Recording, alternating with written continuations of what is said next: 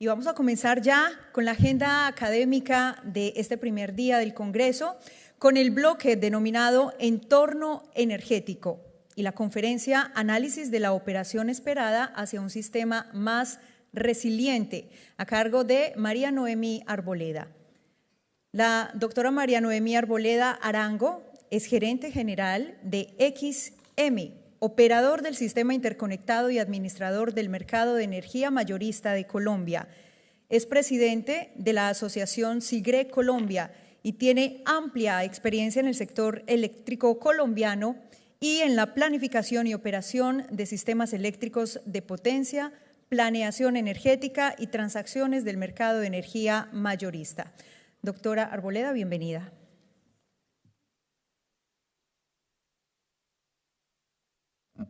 Bueno, de nuevo, buenas tardes. Nuestra presentación de hoy intenta dar un panorama de cuál es la situación esperada del sector en cuanto a su operación y vamos a introducir el concepto de resiliencia, de nuestro sector como tal. Entonces, aquí un poco de historia, lo que ha sucedido, ¿cierto? Diferentes hitos muy importantes para el sector de energía. Y hablamos que de 1880 a 1920, digamos, la preocupación de ese entonces con esos descubrimientos que hubo a nivel de máquinas, ¿cierto? Y toda la generación de energía era precisamente hacerlo funcionar. Y hacerlo funcionar para que el servicio se pudiera prestar de una manera ininterrumpida. Y digamos, a medida que el tiempo fue pasando ya hacia los 90, ¿cierto? Era como aprovechar precisamente eso para un mayor número de una población mayor, y empezó a crecer el sistema, ¿cierto? Entonces la preocupación se volvió ahí, cómo hacerla crecer, cómo transmitir esa energía a grandes distancias. Ya la preocupación siguiente hasta el 2000 era, ya tenemos un sistema que ha crecido, pero cómo hacer que ese sistema sea más eficiente, ¿cierto? Entonces empieza a introducir ahí el concepto de mercado y ya estamos, digamos, ya en esta época del 2000 para acá, es cómo hacer este sector sostenible. Eso para enmarcarlo como dentro de lo que ya digamos, ha sido el tema de grandes discusiones en los últimos años, y es, aquí traigo un concepto, pues digamos, muy importante que define la sostenibilidad energética, y es un concepto que maneja el WEC, y es relacionado precisamente con la definición de lo que es la sostenibilidad energética. Entonces se define, digamos, como lo define el WEC, que es bien interesante, es, digamos, un equilibrio entre lo que sería esa seguridad energética que garantice ese abastecimiento, un equilibrio entre lo que es el acceso a esa energía, ¿cierto? Y a unos precios eficientes, que sería como una equidad social, el acceso de todos a este servicio esencial, y obviamente una preocupación no menor, que es todo el tema de cambio climático, y que ha llevado a las reflexiones de los últimos años relacionados con que, la responsabilidad que tenemos de ser un sector sostenible, precisamente respetando esa naturaleza, y bueno, ese es como un concepto que tiene que estar ahí, ¿cierto? Entonces realmente se habla de un equilibrio en esas tres dimensiones, que son como las dimensiones principales en las que me voy a apoyar como en la presentación. Ya ya para introducir el concepto, hagamos un poquito de historia, es cómo ha sido el diseño mismo y la operación de la infraestructura, una infraestructura que yo creo que no hay duda de que es una infraestructura crítica. El año pasado incluso el Ministerio de Defensa lo definía como una infraestructura crítica a nivel país, ¿cierto? Junto con otros sectores, telecomunicaciones, el mismo Estado, las mismas, las TICs, pues. Y digamos, precisamente porque es como la columna vertebral de esa economía, ¿cierto? La infraestructura, digamos, cobra un rol muy relevante frente a la seguridad de un país como tal. En el diseño y operación de la infraestructura crítica alrededor de todo el mundo, pues es un tema de todo el planeta, ha sido tradicionalmente impulsado por aspectos como son la confiabilidad y seguridad de los sistemas. Y es así como esa calidad y continuidad, o sea, minimizar el tiempo en el cual el servicio no se puede abastecer, ha sido como un objetivo común en estos sistemas. Entonces, en el último siglo podemos decir que la confiabilidad del sistema como tal ha sido como la preocupación. Sin embargo, Ahora cada vez se hace más y más evidente consideraciones adicionales con los últimos acontecimientos. Miremos alrededor del mundo qué ha pasado con estos grandes desastres naturales, inundaciones, incendios, todo lo que tiene que ver con huracanes, ¿cierto? Eventos también relacionados con tormentas de hielo que han llevado algunos sistemas en países, pues en el noreste de Estados Unidos, en Australia, en la misma China, ha impactado gravemente el sector de energía y obviamente esto ha hecho más complicado, digamos, estos sistemas. Y no vamos muy lejos también, nosotros hemos vivido pues en los últimos años situaciones que han puesto el sistema como en situaciones complicadas. Ahora mismo estamos viviendo pues digamos el atraso de un proyecto muy importante. Entonces ahí es cuando digamos a nivel mundial se están preguntando los que hacen las políticas, los que planean los sistemas y los que operan, qué eventos adicionales hay que considerar precisamente para mantener este servicio fundamental, ¿cierto? Y que entre desastres precisamente esa recuperación de ese sistema no sea tan complicada. Entonces es ahí cuando el mundo mira hacia esos eventos que son menos probables, pero que cuando ocurren tienen un gran impacto sobre esa infraestructura. Y se hace ya una distinción entre un apagón, que un apagón realmente ocurre cuando se dan una serie de eventos que, digamos, los sistemas normalmente están protegidos contra algunas contingencias, más no una serie de contingencias. Entonces, los apagones se dan cuando se produce, digamos, una sucesión de estas contingencias, pero, digamos, en el caso de desastres sí son, digamos, pérdidas, no solo de elementos en el momento, sino destrucción de la misma infraestructura que lleva a que recuperarla incluso tome meses, ¿cierto? Años en algunos casos. Entonces, hay que hacer la distinción entre esos dos eventos. Entonces, la pregunta es, ¿y entonces cómo se logra un sistema sostenible? Entonces, realmente el análisis que hay que hacer así es que la planeación realmente tiene que ser algo holístico, ¿cierto? Que mire muchos factores y que permita realmente anticiparse, prepararse y adaptarse, digamos, a todas esas diferentes amenazas que aparecen en un sistema y que pueden realmente revelar algunas vulnerabilidades que tiene ese sector. Entonces, ese concepto de resiliencia realmente lo que mide es la capacidad o la habilidad del sistema para anticiparse, prepararse, adaptarse y reaccionar rápidamente también, pero ese rápidamente no es rápidamente de segundos, minutos, puede ser rápidamente también de un horizonte de tiempo mayor, porque le estoy hablando por eso de problemas de infraestructura, a condiciones cambiantes y soportar y responder para recuperarse esos eventos. Entonces, lo que vemos ahí es, digamos, una gráfica de lo que intenta mostrar es un evento, ¿cierto? Hipotéticamente tengo un sistema robusto en el cual empiezo frente a estoy en una condición normal, ¿cierto? De un sistema bien, pero frente a un evento, digamos, obviamente aquí cobra mucha relevancia el tiempo en el cual yo me recupere, ¿cierto? Y estamos hablando aquí de un caso ya en el corto plazo de cómo el sistema se me puede recuperar, pero no sería el mismo sistema robusto. Y estamos hablando de eventos realmente que lo impacten bastante y que lleven a que, si bien ese sistema se recupere el servicio, queda un sistema debilitado y no, digamos, con las óptimas condiciones que se requieren en el sistema. Y como en el largo plazo yo puedo entrar en un estado de recuperación de esa infraestructura. Entonces se muestran como diferentes estados en el tiempo y cómo se va mirando, pues, cómo ese nivel de resiliencia del mercado va cambiando según esos eventos. Entonces, digamos, ya si uno empieza a mirar, bueno, ¿cómo identifico yo? Una parte importante de este análisis de resiliencia es precisamente identificar qué amenazas pueden afectar ese sistema. Entonces, aquí uno dice, bueno, hay diferentes tipos de amenazas, ¿cierto? Obviamente las amenazas que tienen que ver con eventos naturales, eventos relacionados con problemas originados por características climáticas como las que hablábamos ahorita, desastres.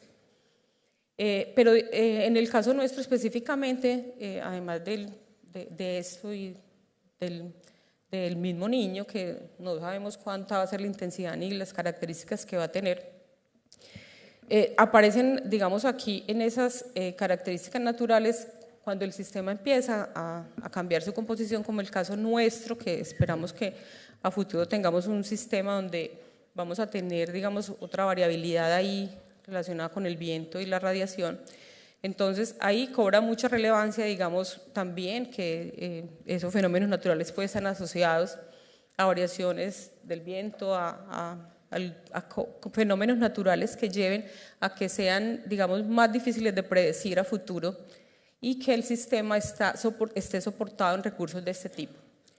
A nivel humano también pueden aparecer, digamos, algunas amenazas que afecten el sistema relacionadas con errores humanos, que yo creo que ese ya todos los conocemos, que pueden ser accidentales, como es el caso de los errores humanos, pero también pueden ser actos malintencionados, ¿cierto? Y nosotros también lo hemos vivido cuando ha sido atentados. Y aquí entra otro factor que también se vuelve relevante en esta época, cuando todo se empieza a digitalizar y cuando los sistemas empiezan a ser un poco más complejos, y es todo el tema de la ciberseguridad, ¿cierto? O sea, ahí también el humano está metido, ¿cierto? Con todo esto hacker y eso, mirando cómo roban información o cómo afectan estos sistemas. Y a nivel tecnológico, obviamente tiene que ver con fallas de equipos, centrales, líneas, ¿cierto? Y todos los que están en esa cadena de abastecimiento. Aquí tratamos de caracterizar un poco lo que en el caso específico de nuestro sistema podría ser, digamos, una amenaza que pueda afectar nuestro sistema, ¿cierto? Basado en lo que hemos vivido. Vemos ahí como una especie de código de colores, donde las naturales son las verdes, amarillas son las humanas y tecnológicas son como las rosadas, no sé, las rojas que aparecen ahí. Entonces vemos como a nivel de amenazas naturales está que aparezcan restricciones ambientales, ¿cierto? Obviamente esto aparece también por, digamos, la situación que se esté viviendo, los acontecimientos que ocurren, pero también por decisiones que tengan que ver con políticas de Estado. Eventos climáticos extremos, ¿cierto? Y tenemos en el caso de eventos de red, de transporte, eventos de generación y limitación en el abastecimiento de combustible, una mezcla ahí realmente de humanos, de aspectos humanos, tecnológicos y naturales, pues, que se pueden presentar en esas situaciones. En cuanto a humanos, tenemos el tema de ataques cibernéticos, como veíamos ahorita, también empieza a jugar un factor importante frente a estas transformaciones tan rápidas, y es la falta de capacitación, ¿cierto? De que no estemos preparados para lo que nos viene, y obviamente la falta de políticas también se convierte en algo que, pues, que nosotros mismos podríamos gestionar, ¿cierto? Bueno, entonces, cuando uno ya empieza a mirar esas amenazas, qué tipos de vulnerabilidades reflejan para un sistema. Entonces aquí hay como dos grandes grupos, pues los clasificamos en dos grandes grupos, que unos son relacionados con infraestructura y los otros son relacionados con procesos de sistemas. En el caso, me voy a referir primero al caso de infraestructura, en donde claramente está toda la cadena de abastecimiento, desde generación, transmisión, distribución y usuarios. Ya la otra la dejamos ahí parqueada para más adelante. Entonces, es mirar como ese balance, ¿cierto? En el caso de infraestructura sería una amenaza, pues, muy clara en cuanto a la vulnerabilidad de un sistema que podríamos tener. Entonces, hagamos un análisis de resiliencia frente a esa vulnerabilidad solamente en el lado de lo que tiene que ver con infraestructura. Entonces, miremos acá. Aquí hay dos ejes, pero hay un tercero que son las bolitas. Entonces, me quiero referir a lo que hablábamos al inicio, ese equilibrio que hablaba el UEC, ¿cierto? Y aquí básicamente estoy tratando de reflejar esos tres ejes. Uno que tiene que ver con aspectos ambientales, que entonces lo pusimos como en el eje Y, como emisiones. Otro con los costos operativos, que ya tiene que ver como con el acceso a esa energía, pues y otro relacionado con la atención de esa demanda, que son los colores, ¿cierto? En donde el rojo dice incumple los indicadores de confiabilidad, el amarillo hay un riesgo de déficit y el verde es que yo atiendo la demanda. Entonces tratamos de ubicarlos ahí, pues yo no voy a entrar en la discusión, bueno, este debería estar aquí, acá, es una aproximación, y partimos de un caso base en el cual se cumplen unos indicadores, se atiende la demanda y se cumplen los indicadores que están establecidos en el código, pero vamos mirando diferentes situaciones que se pueden presentar en nuestro sistema específico, y es que hay limitación en el combustible, dada la importancia que tiene el combustible para nuestro sistema. Hay eventos en la red de transporte, porque sabemos que tenemos limitaciones que también nos afectan allí. Hay eventos de generación, hay ingreso de fuentes no convencionales. Entonces hacemos una serie de mezclas, como ustedes ven ahí, y en los colores lo que quiero llamar la atención es, realmente son análisis que ya hemos realizado. Pues la idea de mi presentación no es mostrarles los análisis energéticos que ustedes conocen y que han visto en el CNO y en el CAC, sino tratar de hacer unas agrupaciones aquí. Entonces realmente los que aparecen en rojo es los que después de esos análisis se han identificado como los escenarios o la mezcla de situaciones que nos puedan llevar a una condición vulnerable del sistema. Entonces realmente eventos de generación importantes, como es el caso de Hidroituango para este caso en especial, y un evento de generación que se conjuga con un problema en el suministro digamos, de combustibles. Ese último de aplicación de guía caudal ambiental, ahí lo dejo parqueado para otra reunión, pero entonces en este caso específico voy a detenerme sobre esos dos rojos que aparecen como evento de generación y un evento de generación unido a un suministro, a una limitación en el suministro de combustible, para tratar de ilustrar qué pasa con el sistema ante estas dos situaciones y qué tan vulnerables somos, pues que son casos que podríamos decir parecidos a la vida real. Entonces, en el evento de generación y es en la entrada específica del proyecto Hidroituango, ¿cierto? Lo que miramos aquí y tratamos de ir a la gráfica que veíamos ahorita, ¿cierto? De cómo nos movemos en esta gráfica de resiliencia del sector, pues, para identificar cuál es ese nivel de resiliencia que... Entonces, ahí asumimos pues, el taponamiento del túnel que lleva atrás la entrada de Ituango en abril de 2018 y vamos a mirar un horizonte de 5 años, a ver qué sucede. Eso ya ustedes también lo saben. Aquí lo que hacemos es tratamos de mirar, bueno, qué pasa con la confiabilidad del sistema, dados los criterios que tenemos, y encontramos en el verano ya 23-24, aquí es un escenario medio, si lo ponemos alto se nos adelanta un poco, aquí vamos a mirar un escenario medio, pero no me quiero detener como en los detalles, sino en mirar lo grueso de esto y el mensaje que quiero darles. Entonces vemos un caso ahí donde se viola un criterio de confiabilidad que es el BERE, que está por encima del 5%, en este caso 11%, y simulamos la sin generación de Hidroituango. Entonces claramente vemos ese análisis estocástico en serie nos muestra que sin esa generación se presenta un déficit en ese verano 2023-24, obviamente podemos verlo ahí, un incremento en la generación térmica, aquí a la derecha, a su derecha, a mi derecha podemos ver ¿qué pasa allí? La hidro está más o menos 74%. Aquí lo que se muestra realmente de esos 5 años, un promedio, pues no son situaciones puntuales, sino como en todo el grado, seguimos viendo un sistema pues muy hidráulico, 74%, y una participación del gas y el carbón, y las fuentes no convencionales, pues aquí no están realmente todavía. Y vemos realmente un sistema en que sin esa planta, ¿cierto? Hay un déficit en ese verano, la generación térmica se incrementa. Tenemos ahí aquí como un relojito como que nos muestra básicamente que incluso tenemos casos, el caso de déficit, una necesidad de una térmica que llega al 98 gigavatios hora día, que es el tope, ¿cierto? Y un promedio de esas 100 series más o menos de 72 gigas, que sabemos que es una situación donde se tiene, digamos, una importante participación de la térmica. También vemos aquí de manera indicativa, porque aquí se mira es con un modelo estocástico, pues con un modelo de costos, y se ve un importante aumento en ese costo marginal del sistema en dólares por megavatio, precisamente en esa época da esa situación.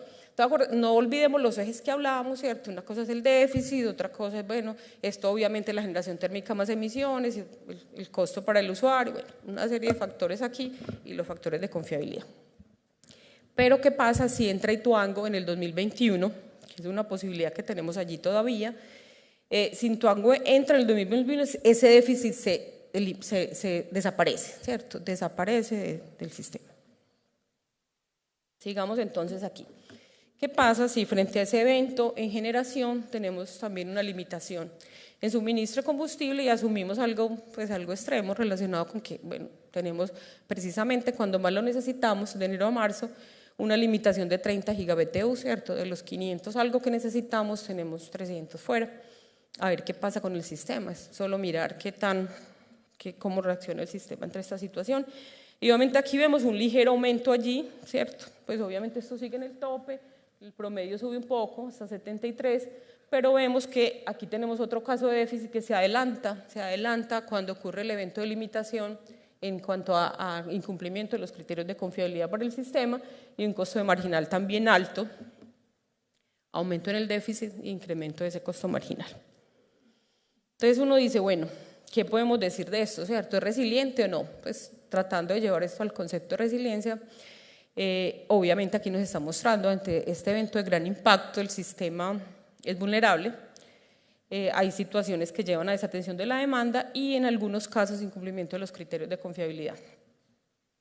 Se identifica situaciones también que si bien no generan déficit, como decíamos, pues, o sea, no, que entra Ituango en el 2021, sí impactan el costo. Y acuérdense que estamos mirando todos los ejes, impactan ese costo, las emisiones, y de todas maneras tener un sistema, digamos, con una condición de una alta generación térmica durante mucho tiempo. Sabemos por experiencia que hemos tenido en el sector que tenemos allí pues una situación de estrés por lo menos, de ir viendo cómo las plantas no están diseñadas para a veces funcionar tantas semanas de forma continua. Entonces aquí uno dice, bueno, algo tengo que hacer, ¿cierto? O sea, algo tendría que hacer en un sistema como esto para reducir esa vulnerabilidad y aumentar realmente su resiliencia ante eventos como estos de alto impacto. Entonces, medidas para mejorar la resiliencia. Esto pues no es nuevo, pues digamos, y lo hemos visto de pronto en otros eventos donde hemos tenido la oportunidad de hablar de estos temas, y es que está pasando, pues están pasando muchas cosas. Yo creo que también algo decía Cristian ahora al respecto, pues estamos frente ya para los próximos meses unas subastas que esperamos que sean exitosas. Estamos mirando el tema del almacenamiento como una alternativa para Colombia. Las renovables, pues por lo menos han mostrado el interés de estar ahí, dado lo que ha sucedido con estas tecnologías a nivel mundial. Los recursos distribuidos empiezan a ser una realidad. De hecho, ya la UNME tiene algunos proyectos que pues claramente muestran su intención de entrar allí. Más adelante vemos ahí algunas cifras.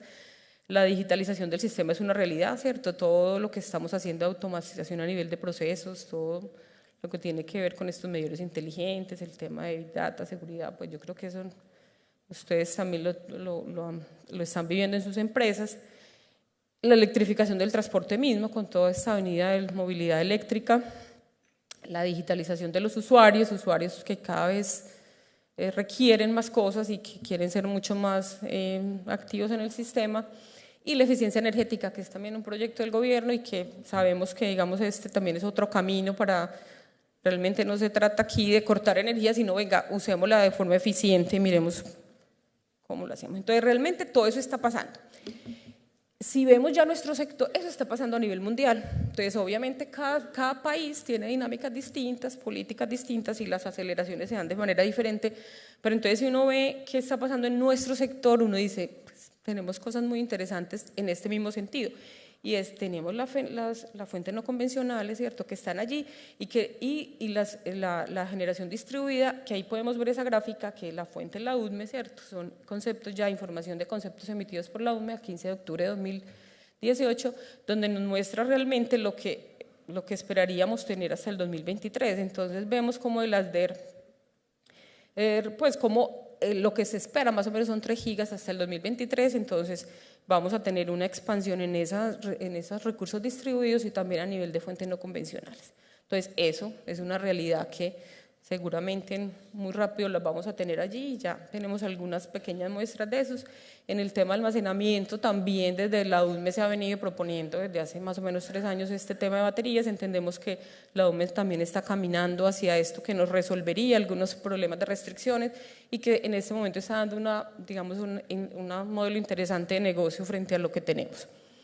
Y eso implicaría una reducción de generaciones de seguridad y haría precisamente un uso más eficiente del combustible, de los recursos que tenemos para esos momentos vulnerables del sistema. Está la subasta del cargo, que ustedes ya la vieron, ya se hicieron asignaciones, ya se va a asignar el otro periodo, y la demanda objetivo que la UNME pues ya tiene definida como un escenario alto. Tenemos respuesta de demanda, también entendemos en la puerta del horno para mejorar la seguridad del sistema, situaciones de emergencia, muy probablemente a futuro también para servicios complementarios, ¿cierto? Cargo por capacidad y en general un manejo eficiente de esa demanda, pues todos los temas de eficiencia energética. Tenemos también, pues en este tema de las interconexiones, pues sabemos que esta de Venezuela, pues ojalá se diera, pero bueno, ahí está la posibilidad, y también lo de Panamá, pero digamos que la más de corto plazo es esta de Ecuador, donde claramente Ecuador viene desde hace un tiempo mostrando interés en hacer contratos, establecer un esquema diferente de transacciones con Colombia, y sabemos que obviamente la CRE también está avanzando en poner ese otro anillo de seguridad para nosotros, sobre todo en esta época, como digamos que necesitamos tener ese respaldo. Y también tenemos la probabilidad de que entre Ituango, ¿cierto? Cuando EPM tenga más claridad de cómo está su túnel, su casa de máquinas, y nos pueda pues compartir al sector una fecha como más cierta de lo que va a ocurrir con este proyecto. Son cosas que no están lejos de la realidad, pues ustedes lo ven acá, pues son cosas que ya se están trabajando y que seguramente van a ser una realidad. Entonces, si vemos esas medidas, ¿cierto? O sea, empezamos a hacer una mezcla, bueno, pero es que yo tengo la probabilidad de que Ituango sí entre, de que las fuentes no convencionales, de las DER, las baterías, las interconexiones, pues eso no está lejos. Si yo asumo todo eso entonces y vuelvo y miro qué pasa con mi sistema, realmente encuentro que la integración de todas esas nuevas tendencias con Hidroituango nos da ya digamos, un caso muy renovable. Tenemos una hidro ya en 81%, baja un poquito el gas, el carbón también, ¿cierto? Y la FENECER empiezan a aparecer ahí como el 3% en esta grafiquita acá. Con esa, asumiendo que entra eso que ya la UME le dio concepto, entonces vemos que al integrar todo eso desaparece ese déficit, ¿cierto? En caso de que, digamos, esa red que va a integrar esa fuente no convencional no esté lista, pues obviamente vuelve y me aparece el déficit, o sea que hay una serie de sensibilidades, pero entonces empezamos a ver como si yo integro todos esos factores que veíamos atrás, ¿cierto? Y que tenga todos esos respaldos, esas transacciones internacionales, encuentro que ustedes pueden ver ahí en la gráfica como este es como un promedio de eso, pues aquí están todas las series, pero como ese costo marginal del sistema cae, ¿cierto? Hay una participación mayor de la hidro, pues digamos unas emisiones que bajan y no tengo déficit, o sea, esos tres ejes que yo veía ahorita, entonces veo, bueno, eso me vuelve más resiliente el sistema, pero entonces, ¿qué pasa aquí si frente a ese nuevo sistema con esas componentes, qué tan vulnerable me quedará, ¿cierto? Entonces vuelvo y hago otra vez el atraso de Ituango, que es el evento que consideramos más crítico aquí, y vemos cómo frente a ese escenario ya con todas estas tendencias se cumplen los criterios, la térmica obvia aumenta un poco, pero se mantienen unos costos marginales, ustedes los ven ahí, pues esta línea acá, razonables, pues o sea bajos, y un sistema resiliente. Era más como para dar un ejemplo, entonces uno dice, bueno, si yo quiero un sistema resiliente puedo pensar, es que lo necesito muy robusto, pues, o sea, eso me implica inversiones, pero no se trata de eso, no se trata solamente, venga, que es que mayemos todo esto, realmente lo que se trata es, tenemos una serie de medidas que en conjunto hacen que este sistema nos permita un manejo pues, mejor del sistema y no necesariamente incurrir en inversiones gigantes, sino mirar de una forma inteligente cómo vamos a combinar todos estos elementos para que el sistema sea resiliente, viéndolo aquí desde el punto de vista de la infraestructura solamente. Entonces, ¿es posible lograr un sistema más resiliente en términos de infraestructura? Claro que sí, solo estamos viendo infraestructura, ¿cierto? Entonces, hay medidas que ayudan a gestionar esa vulnerabilidad y pueden precisamente aumentar lo que necesitamos y es esa resiliencia del sistema. Se resaltan todo lo que vimos atrás, ¿cierto? Todo lo de las subastas que vienen. También decirles, bueno, por la agenda regulatoria que hay, vemos que también hay acciones para reducir restricciones, mejorar la sostenibilidad de ese sistema con la instalación de baterías y la respuesta a demanda también como un aspecto muy importante a tener en cuenta para todo esto que estamos viendo y obviamente la eficiencia energética. No se trata de gastar por gastar, sino hagámoslo de forma eficiente. Y digamos, en todo el desarrollo obviamente de estas medidas de infraestructura tienen que estar acompañadas obviamente de todo el marco regulatorio y del desarrollo del mercado como tal, o sea, todos esos servicios que aparecen y se cobra mucha relevancia, bueno, como también yo garantizo esas inversiones que están allí para proteger el sistema y que obviamente hay que mirar cómo el mercado viabiliza eso. Bueno, entonces estábamos viendo el lado de la infraestructura, vamos al lado de procesos, resiliencia en cuanto a procesos y sistema. Entonces, ¿aquí de qué estamos hablando? Estamos hablando de la parte humana, estamos hablando de que la capacitación, el entrenamiento y la gestión misma de conocimiento es muy relevante. Yo creo que eso no hay duda, ¿cierto? A nivel de todas las empresas, esas reflexiones ya las hemos hecho y estamos avanzando hacia allá. a nivel de mercado, igual cómo garantizar que esas inversiones, pues para los que están entrando nos interesa que esos inversionistas realmente vean ahí también oportunidades para ellos en sus negocios, el tema de financiamiento de esos proyectos nuevos que hagan su cierre financiero, liquidez y mercados completos, o sea, seguir avanzando en completar este mercado hacia todos los otros mecanismos que nos permitan hablar ya de un mercado muy avanzado. Y en el tema regulatorio, obviamente, quitar esas barreras de integración que pueda haber y dar los incentivos necesarios para que lleguen esos nuevos inversionistas y haga que este sistema se enriquezca. Ya a nivel operativo, ¿qué hay? O sea, se vuelve un reto muy, muy relevante el tema de pronóstico, ¿cierto? Y en la medida, lo que veíamos ahorita con todos estos cambios a nivel del ambiental, el tema de pronóstico se vuelve un reto bien importante y es en la medida, yo también soy resiliente, en la medida que yo pueda predecir y mirar qué va a pasar, ¿cierto? Y tomar, digamos, las acciones, la capacidad tecnológica de adopción de tecnologías. Y hay un elemento muy importante que ya muy relacionado con la operación misma del sistema y es esa flexibilidad. Y precisamente como es tan importante para el sistema, aquí dedicamos una diapositiva a eso y es esa flexibilidad operativa que se vuelve un tema ya sobre la mesa frente a todo lo que se viene y todas las incertidumbres que vamos a manejar y es precisamente analizar esa capacidad del sistema para que maneje la variabilidad que le va a tocar manejar, toda la incertidumbre y garantizar ese balance que siempre hemos cuidado entre la carga y la generación. Entonces, obviamente aquí viene todo lo que tiene que ver, hay que mirar qué señales hay a nivel de efectos en la operación de la participación de todas estas nuevas tecnologías, en el costo operativo, en las plantas convencionales, o sea, que requiero yo, digamos, para aumentar la flexibilidad y para que esos recursos que están allí sirvan de soporte también para esta vulnerabilidad que me introducen estos nuevos agentes, cómo manejo el tema de rampas, de congestiones y impacto mismo en la confiabilidad del sistema cuando ya lo tengo con esta nueva composición. Entonces, medidas. Como sector, pues hemos venido acometiendo medidas para mitigar esa vulnerabilidad a nivel de procesos y sistemas y tiene que ver con todo el trabajo que se ha venido haciendo en toda la cadena del sector relacionado con análisis, en el caso pues del operador y las empresas en general, análisis relacionados con análisis estocásticos, con todo el tema digamos, de pronósticos y todo esto, ya mirando simulación avanzada, todo el tema de mercado mayorista y minorista, cómo nos preparamos con herramientas, cómo nos preparamos con analítica, que la información nos vaya ayudando a esa toma de decisiones, con todo lo que tiene que ver lo que está haciendo el regulador, ¿cierto? A nivel de mercados, de contratos, de balances, de volver esto más dinámico.